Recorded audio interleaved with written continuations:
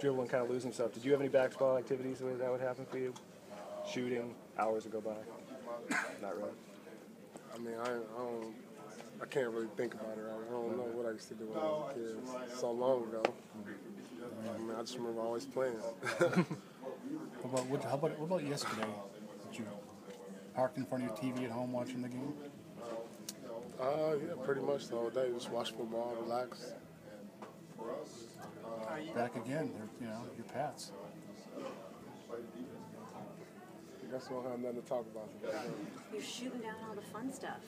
No, you mentioned a couple weeks ago that we asked you about kind of the swagger of the team. You mentioned that if you're a fighter, you have to win your fights to have that swagger. Are you guys getting that swagger kind of back? Do you feel that coming? It's building. It's building. I think as we continue to win, as we continue to beat quality opponents, as we continue to play better at home, it's going to get there. Right now, we're still at the bottom of the Eastern Conference as far as playoff rankings. So I think as we try to continue to move up, build on some of these wins, it'll continue to grow. Do you guys feel like within the locker room that you can beat any team that's in the league right now? Well, we feel like that right now. We beat some quality opponents within the last week. Got a lot of good teams coming into our building.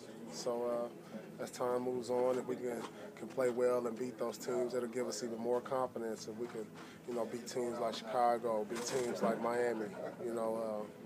We beat Oklahoma City in our building, which is a great confidence booster. So the better the teams we beat, I think the more confidence it'll give us. Have you felt that way the entire season, or is this something that clicked recently?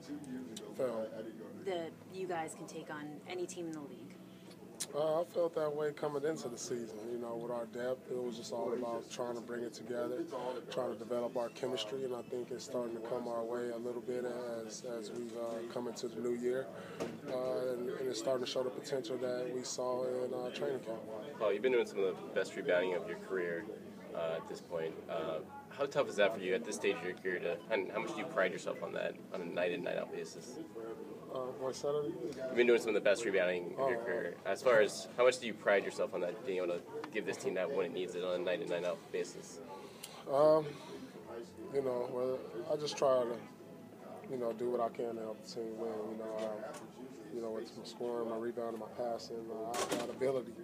And, I just try to be consistent with it every night that I go out there and play the game. I understand, from when you look at our team, we're not a great rebounding team. And so this team night in and night out needs me to go out there and be strong on the rebound. So that's what I try to do, and that's what I try to bring night in, night out. Well, is it just natural that sometimes there are slow starts against a team like a Charlotte team that doesn't have a winning record as opposed to going up against a Miami or a San Antonio? Is that just kind of natural sometimes for a team? Well, I hope not tonight. I hope we can just continue to play well at home.